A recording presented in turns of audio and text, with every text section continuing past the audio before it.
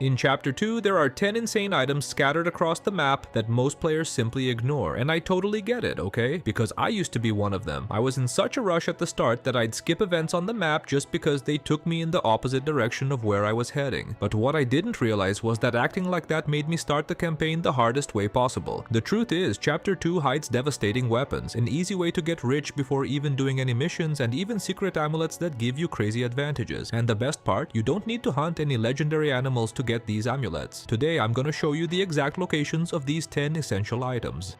And stick with me till the end, because in this video I'm gonna teach you a super easy method to get the double holster and shoot with 2 guns without having to unlock the gunslinger skill early. Plus I'll show you a simple way to unlock the best horse in the game, the Missouri Foxtrotter Silver Dapple Pinto, an exclusive epilogue variant that Arthur should never have access to. But here in this video I'll teach you how to get this horse as early as Chapter 2, along with the best saddle in the entire game, so you can be sure you're rocking the best gear for your horse right from the start. And the only thing I ask in return is that you please subscribe to the channel. To kick off our list on the right foot, we gotta talk about the fuel that's gonna power the rest of this video: money. I'm here for money. Money! But don't worry, okay? Because we're not gonna be doing those little treasure map missions or those annoying complicated runs around the world. I'm gonna show you how to pocket 3 grand clean and fast just going from point A to B, so you'll be rich before even starting any mission in Chapter 2, so pay close attention. Our first target is the abandoned town of Limpany, located just a few meters from the camp, right here on this spot on the map. Once you get there, head straight to the sheriff's office, because right under the sheriff's desk there's a locker hiding our first gold bar. And as a bonus, you also get the recipe for the improved horse stimulant for free. The second destination is a bit farther away at a derailed train near Fort Wallace at this point on the map. Here, just follow the path shown on the screen, jump inside the tipped over car and grab 2 more bars. And since you're already at it, take the chance to clean out the other cars too. There are plenty of gems, rings, and necklaces lost around there. The third and final stop is practically right next to that train inside this cave at this point on the map. Of all the spots, this one's the only one that requires a bit of attention, since there's a small puzzle to solve. The trick is to press the statue buttons in this specific order. Check the exact order shown in the video.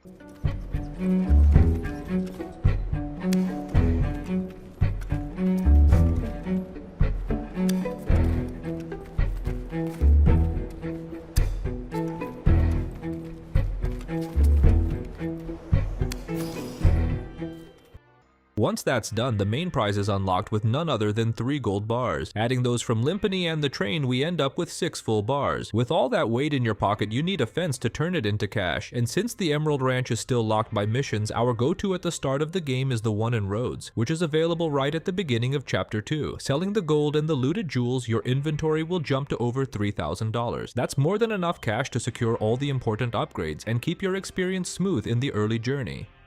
Now that you've got your pockets full and your inventory shining with those dollars, it's time to unlock a key feature for a sandbox as big as Red Dead 2, Fast Travel. To get this luxury, we'll need to invest exactly $545. If you grabbed at least 2 gold bars, like the ones I showed you earlier, you already have enough and then some. The first step is to complete Strauss's initial loan sharking mission. Doing that unlocks the camp ledger, the famous register. That's where the magic happens. Besides restocking the gang's food, medicine, and ammo supplies, you can buy upgrades for the facilities. What we're aiming for here is the upgrade to Dutch's tent, which costs $220. Only after fixing up the boss's spot does the game unlock the purchase of the infamous fast travel map for another $325. With the map properly installed, Arthur gets a permanent map in his tent that lets him instantly travel to any town or point of interest you've already visited before.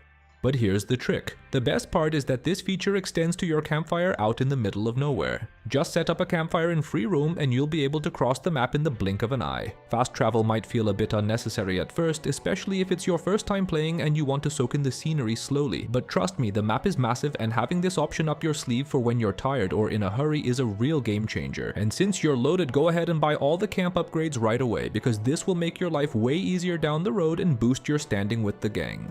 In this guide, I'm going to show you several valuable items that depend directly on hunting, but before listing them, I need to highlight the most stolen and essential gear when it comes to hunting, the deer antler amulet. And since we're talking about must-haves, I want to ask you to subscribe to the channel, so hit that button and help us out. It's free, alright. Back to the amulet, it's definitely one of the best in the entire game. It not only increases your chances of finding 3-star animals around the map, but it also helps a lot in securing a clean and perfect kill. It acts like a real lifesaver. It's super frustrating when you find that rare 3-star animal, end up making a slightly off shot, and see the carcass quality drop instantly.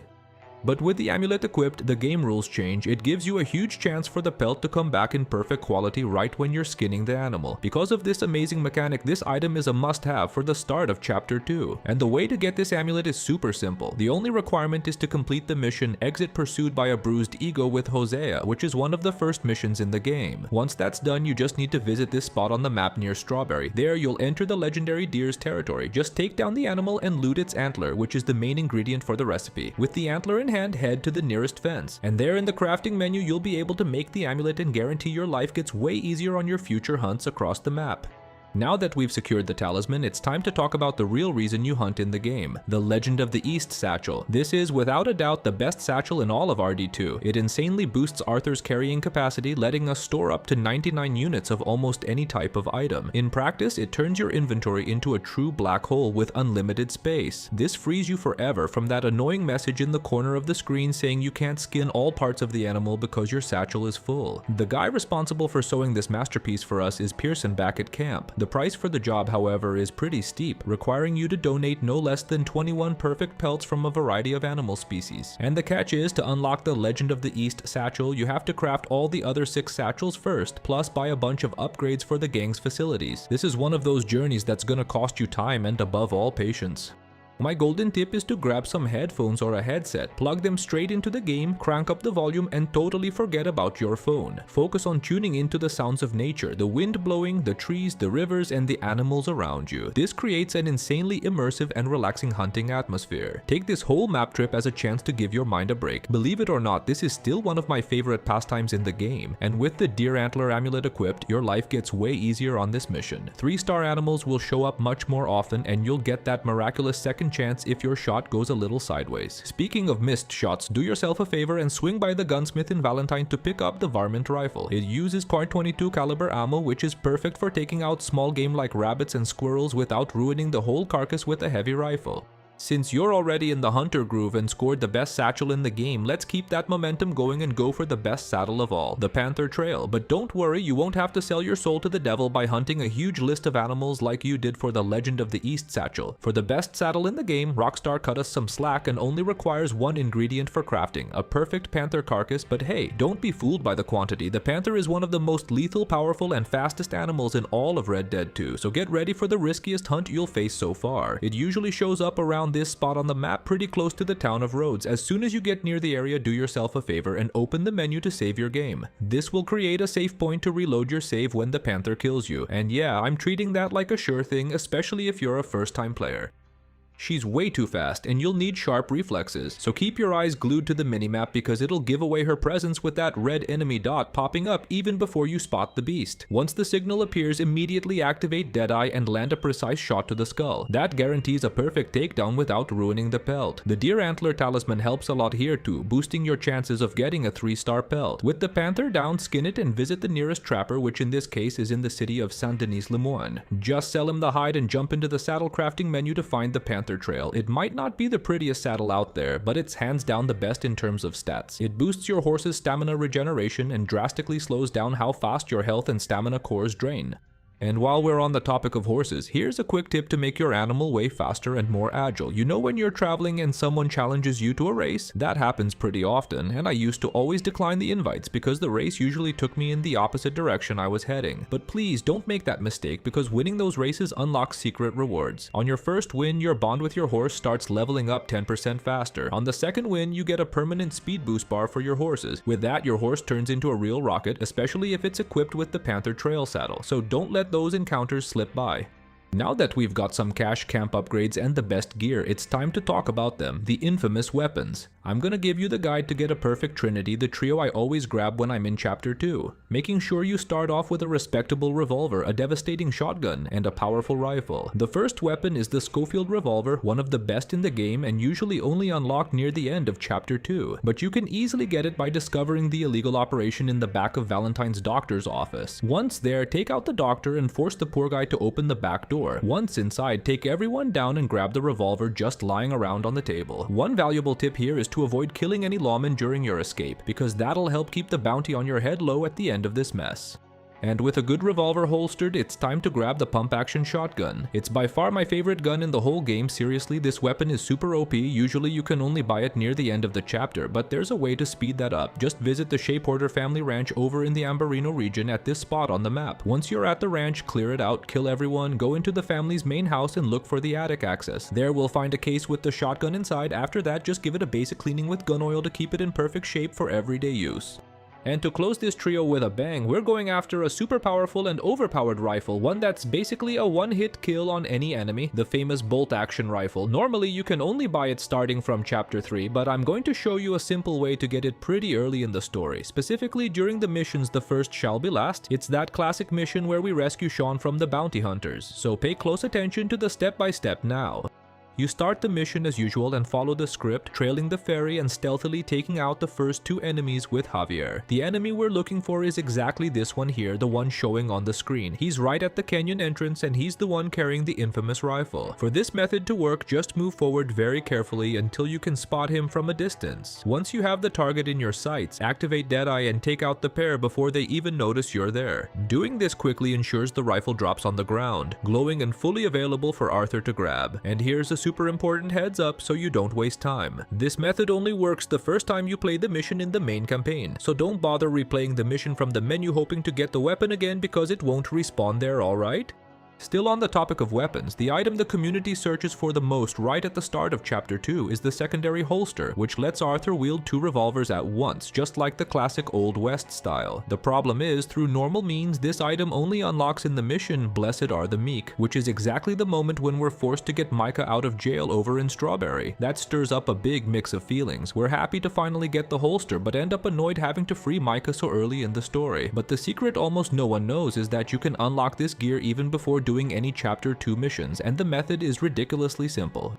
All you gotta do is complete the first Master Hunter challenge. This challenge is just about killing and skinning 3 deer, which are literally the most common animals on the whole map. Once you've got the pelts, just head to a trapper, sell the items to him, and open the crafting menu. Then go to the reinforced equipment option and next to the Master Hunter tab. There you'll find your long-awaited double holster ready to be bought. And just like that, now you can cause twice the damage using 2 guns at the same time. Meanwhile, Micah is still back in Strawberry rotting away behind bars. And to be honest with you, after I found this out, I always took my sweet time before going to free him. And I guarantee you the vibe of the game and the camp got way lighter and more chill without that rat around.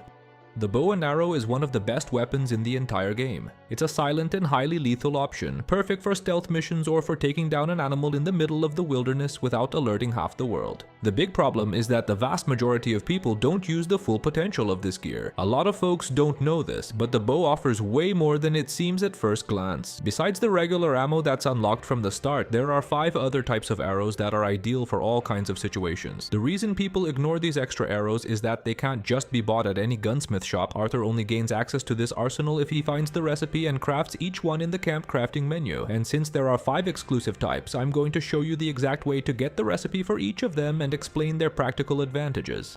The first on the list is the exclusive arrow, and as the name suggests, it's literally a stick of dynamite tied to the shaft, turning every shot into a real RPG blast. The recipe to craft this beast is hidden under the Waipiri Reservation access bridge over in Ambarino right at this spot on the map. The second one is the incendiary arrow, which sets the target on fire the moment it hits. Along with the explosive, this is one of the deadliest ammo types in the entire game, always guaranteeing that satisfying kill. And the good news is its recipe is super easy to get. You just have to buy it from any smuggler on the map. In third place, we have the improved arrow, which works like a beefed up enhanced version of the standard arrow, delivering way more damage, surgical precision, and infinitely greater piercing power. Just take a look at this comparison shooting at a tree. The difference in impact force and penetration is insane, and its crafting recipe can also be bought straight from any smuggler in the game. The fourth variation is the small game arrow, and unlike all the others on the list, it has a flattened tip instead of a sharp spearhead. This makes it the perfect tool for hunting tiny animals without ruining the pelt, since the shot doesn't pierce the animal's skin. And just like the others, you can buy the recipe straight from the fence. To round out our arsenal, we have the poisoned arrow. Pairing up with the small game one, it's great for taking down bigger animals without messing up that perfect 3-star pelt. The big difference is that besides preserving the hide, the poison makes sure dangerous predators won't attack Arthur as they run off as soon as the toxin kicks in. Oh, and it's worth mentioning that it's also highly lethal against human enemies, and the recipe to unlock this beauty is kept in a locker inside the famous Hobbit house, not far from Bacchus Station. With these 5 variations in your inventory, you get the best and most versatile silent arsenal to enjoy throughout the entire campaign. It's a level of preparation that 90% of players only get to experience in the epilogue, when they've got nothing else to do and decide to complete the survivor challenges. At the start of the video, I showed you how to get the deer antler amulet, but it's far from being the only item of its kind in the game. There are other amulets scattered across the map that will seriously make your journey in Chapter 2 way easier. And the best part is, for this one you won't have to hunt a thing. The first of this duo is the Cat's Eye amulet, and unlike that struggle to take down the legendary stag, all you need to do here is a chill boat trip. Just visit this small island in the middle of Flatiron Lake, right across from the Grand Braithwaite family mansion. Once you get to the island, you'll find the amulet stored inside a locker. Just open it, pocket it, and score a super useful passive effect for combat. It permanently increases the duration of all fortifying tonics by 20%, and believe me, having this edge early in the game is a huge help to survive the toughest shootouts without burning through your supplies. The second item on this list of perks is the Shark Tooth amulet. To get this one, you'll need to travel to a specific spot on the map, pretty close to the town of Ansburg over on the east coast. Once you get to the exact location, look for some broken wooden crates by the water's edge, because the amulet will be hidden inside a locker right there among the wreckage. As soon as you grab the item, Arthur immediately gets a permanent bonus totally focused on your horse. This amulet boosts the speed at which you build bond with any horse by 10%. Combine that with the riding tip I just gave you, and you'll turn any new mount into your trusted level 3 horse in record time. So yeah, it's definitely an item worth having in your inventory early on in Chapter 2. Well, in this video we've already talked about money, essential items, the best gear, and the most overpowered weapons, but we haven't talked about them yet, the horses. There are 2 must-have breeds for the start of Chapter 2, elite breeds that will make your early game way easier, and the first one is the White Arabian Thoroughbred, a top-tier horse with speed well above average. It's perfect for long-distance travel without worrying about your mount running out of breath halfway through. You can tame it right out in the wild, exactly at this spot on the map near Lake Isabella in Ambarino. Once you get there, just lasso the horse and tame it. After that, just transfer your saddle to make it your main mount.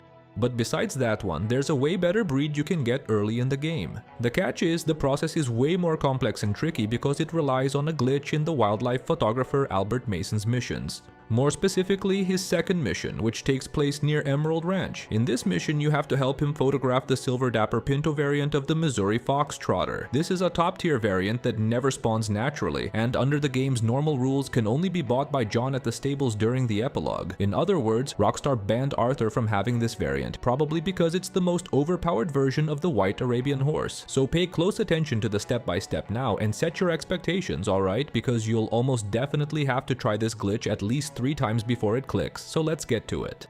First, get a big carriage. It can be the one from the station coachman at Rancho Emerald. Once you have the vehicle under control, position the carriage right next to Albert Mason, exactly like it's shown in the video. This carriage is going to be used to block the herd's path, so it needs to be placed super precisely. After parking the carriage, start the mission, and when the cutscene ends, borrow Albert Mason's horse. This will make sure you have a mount ready exactly when you need it. Now head over to the group of horses and spot the Foxtrotter. Then draw your revolver and shoot at it just enough to slow the horse down. But be really careful not to overdo it, because if you shoot too much, the horse dies and the mission fails immediately. The exact sign to stop shooting is when the horse starts lowering its head like that. With that done, continue with the mission as usual. If the carriage is well positioned, the horses will crash into it during the cutscene, delaying the group by a few precious seconds. This creates the perfect time window for us to get the Foxtrotter right after the mission. As soon as the scene ends, run over to Albert Mason to trigger the last cutscene. You can skip it without any problem, alright, because now comes the most intense part where you need to be super quick. Hop on your horse, activate Eagle Eye, and follow his specific trail. With some luck and a lot of agility, you'll find the Missouri Foxtrotter wandering through the woods. Once you locate the target, it's time to jump from one horse to the other. Line up your mount with the Missouri and wait for the action button to appear in the bottom right corner of the screen. Press the button at the exact moment for Arthur to perform the jump. Once you're mounted on the Foxtrotter, be super careful not to get off or fall, because if that happens, the horse runs away and you'll have to do everything all over again. With the beast under control, take it to the nearest stable to set up your saddle. After that, save your game and load that same save file, and voila, now you've got the Missouri Foxtrotter Silver Dapper Pinto, a horse that in theory is only supposed to be available in the epilogue with John, but here you are right at the start of Chapter 2 with Arthur. This method sparked a lot of controversy, with many people frustratedly saying the glitch doesn't work anymore, but folks, chill for a sec. This method does work, alright? The catch is that it's pretty annoying and tricky to pull off. When I recorded this video, for example, I had to try 6 times before getting it right, so get ready, okay? It's a lot of work, but in the end, it's totally worth it.